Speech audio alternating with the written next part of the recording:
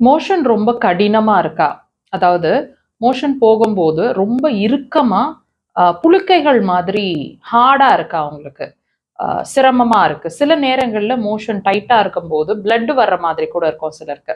இந்த சிரமங்கள் உங்களுக்கு இருக்கு அப்படின்னா, நான் சொல்ற பாயிண்ட் யூஸ் பண்ணீங்கன்னா, மோஷன் கொஞ்சம் கொஞ்சமா தளர்வு குடுக்குங்க. ஃப்ரீயா இருக்கிற மாதிரி இருக்கும் மோஷன் ட்ரை பண்ணுங்க.